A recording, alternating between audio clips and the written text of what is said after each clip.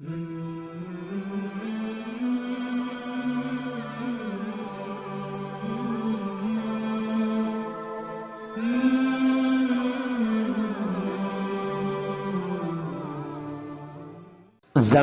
جاہلیت کا سیاسی و معاشی نظام۔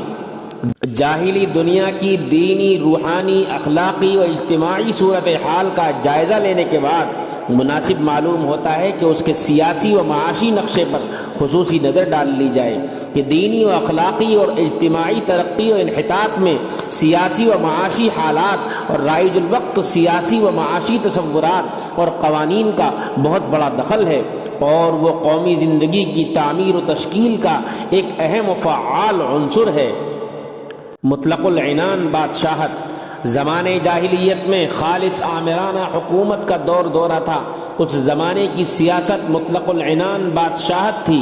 یہ بادشاہت اکثر مخصوص خاندانوں کی عظمت پر قائم ہوتی تھی، جیسا کہ ایران میں تھا۔ وہاں آل ساسان کا یہ عقیدہ تھا کہ حکومت پر ان کا موروثی حق ہے اور انہیں تائید الہی حاصل ہے۔ عام رعایا کو بھی پوری کوشش کر کے اس کا یقین دلا دیا گیا تھا، چنانچہ انہوں نے بھی اس اصول کو تسلیم کر لیا تھا، اور حکومت کے بارے میں ان کا یہی عقیدہ ہو گیا تھا جو کبھی متزلزل نہیں ہوتا تھا۔ کبھی یہ بادشاہت محض سلاطین کی عظمت پر قائم ہوتی تھی۔ اہل چین اپنے بادشاہ کو شہنشاہ فرزند آسمان کہتے تھے، کیونکہ ان کا عقیدہ تھا کہ آسمان نر ہے اور زمین مادہ، اور کائنات کو انہی دونوں نے جنم دیا ہے، اور شہنشاہ خطا اول زمین و آسمان کے جوڑے کی سب سے پہلی اولاد ہے۔ اسی بنا پر شاہ وقت کو قوم کا تنہا باپ تصور کیا جاتا تھا۔ اس کو حق تھا کہ جو چاہے کرے۔ لوگ اس سے کہتے تھے کہ آپ ہی قوم کے مائی باپ ہیں۔ شہنشاہ لیان یا تائی تسن جب مرا ہے تو اہل چین نے سخت ماتم برپا کیا اور حد سے زیادہ غم کیا۔ کسی نے سوئیوں سے اپنا چہرہ خون آلود کیا، کسی نے اپنے بال کاٹے، کسی نے جنازے سے اپنے کان مار مار کر زخمی کر لیے۔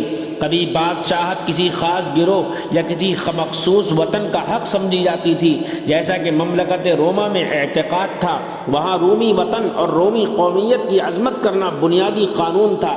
دوسری قومیں اور دوسرے ملک اس قومیت کے غلام تھے۔ ان کی حیثیت ان رگوں اور شرائین کی سی تھی جن سے خون جاری ہو کر اپنے مرکز کو پہنچتا ہے۔ سلطنت روما ہر قانون اور ہر ایک کے حق کو نظر انداز کر سکتی اور ہر ایک کی عزت و ناموس پامال کر سکتی تھی۔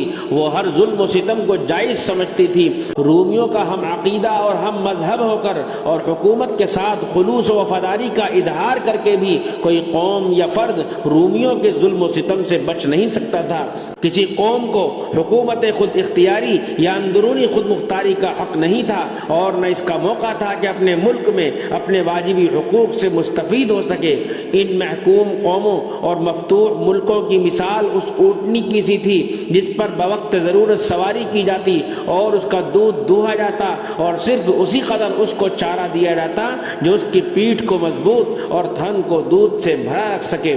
رابرٹ بریفورڈس رومی سلطنت کے بارے میں لکھتا ہے، رومی سلطنت کی تباہی کا سبب وہاں کی بڑی ہوئی خرابیاں مثلا رشوت وغیرہ نہ تھیں، بلکہ اصلی برائی اور بنیادی خرابی فساد و شر اور حقائق سے گریز کی عادت تھی جو اس سلطنت کے قیام اور نشو و نما میں پہلے ہی دن سے موجود تھی۔ یہ خرابی سلطنت کے اندر جڑ پکڑ چکی تھی۔ کسی انسانی جماعت کی تعمیر جب کبھی اس طرح کی کمزور اور کج بنیاد پر کی جائے گی تو اس کے گرنے سے صرف ذہانتیں اور عملی سرگرمیاں نہیں بچا سکتی، اور چونکہ خرابیوں ہی پر اس سلطنت کی بنیاد تھی اس لیے اس کا خاتمہ اور زوال بھی ضروری تھا، کیونکہ ہمیں معلوم ہے کہ رومی سلطنت صرف ایک چھوٹے سے طبقے کی عیش اور راحت رسانی کا ذریعہ تھی، اور جمہور عوام سے ناجائز منفعت اندوزی اور رعایا کا خون چوس کر شاہی قومیت کو غذا پہنچانا اس حکومت کا کام تھا۔ بلا شبہ روم میں تجارت امانت داری اور انصاف کے ساتھ جاری تھی، اور یہ بات حکومت کی بنیادی خصوصیات میں سمجھی جاتی تھی، اور اس سے بھی انکار نہیں کہ حکومت اپنی طاقت و قابلیت میں نیز اپنے عدالتی نظام میں ممتاز تھی، لیکن یہ تمام خوبیاں حکومت کو تباہی سے نہیں بچا سکتی تھیں اور نہ اساسی غلطیوں کے سخت انجام سے محفوظ رکھ سکتی تھیں۔ مصر و شام کی رومی حکومت۔ ڈاکٹر ایلفرڈ بٹلر رومی حکومت کے بارے میں لکھتا ہے، مصر میں رومی حکومت صرف ایک ہی غرض و غایت اپنے سامنے رکھتی تھی، اور وہ یہ تھی کہ جس طرح ممکن ہو رعایا سے مال لوٹ کھسوٹ کر حکام کو فائدہ پہنچایا جائے۔ رعایا کی بہبودی اور خوشحالی اور عوام کے معیار زندگی کو بلند کرنے کا خیال تک نہیں آتا تھا۔ رعایا کی تہذیب اور اخلاق کو درست کرنا اور ترقی دینا تو بڑی چیز ہے، ملک کے مادی وسائل کو ترقی دینے کی بھی اس کو فکر نہ تھی۔ مصر پر ان کی حکومت ان پردیسیوں کی سی تھی جو صرف اپنی طاقت پر بھروسہ کرتی ہے اور محکوم قوم کے ساتھ اظہار ہمدردی کرنے تک کی بھی ضرورت نہیں سمجھتی۔ ایک عرب شامی مورخ شام میں رومی حکومت کے بارے میں کہتا ہے، ابتدا میں رومیوں کا شامیوں کے ساتھ اچھا اور منصفانہ برتاؤ تھا، اگرچہ ان کی سلطنت میں اندرونی طور پر خلفشار تھا، لیکن جب ان کی حکومت بوڑھی ہو گئی تو اس نے بدترین قسم کی غلامی کی شکل اختیار کر لی، اور بدترین معاملہ جو غلام اور رعیت کے ساتھ کیا جا سکتا ہے اس نے اپنی محکوم رعایا کے ساتھ کیا۔ روم نے براہ راست شام کا بھی الحاق نہیں کیا، اور شام کے بندوں کو کبھی بھی رومیوں کی طرح شہری حقوق نہیں حاصل ہوئے، نہ ان کے ملک کو رومی سلطنت اور سرزمین کا درجہ ملا۔ شامی ہمیشہ غریب الوطن افراد کی طرح رعایا بن کر رہے، اکثر سرکاری ٹیکس ادا کرنے کے لیے اپنی اولاد کو بیچ دینے پر مجبور ہوتے، مظالم کی زیادتی تھی، غلام بنانے اور بیگار لینے کا عام رواج تھا۔ اسی بیگار سے رومی حکومت نے وہ ادارے اور کارخانے تعمیر کیے۔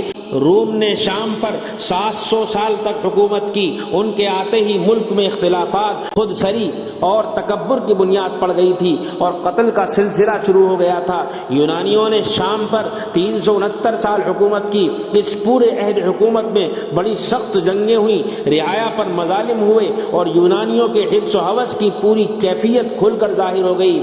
شامی قوم پر ان کی سلطنت بدترین نحوست اور سخت ترین عذاب تھی۔ خلاصہ یہ کہ بدیسی سامراج کے ہاتھوں روم و ایران کے ممالک انتہائی تکلیف و مصیبت میں تھے، اور سیاسی، مالی، اقتصادی ہر لحاظ سے ملک کے تمام مرکز اور دار السلطنت حد درجہ ابتری کی حالت میں تھے۔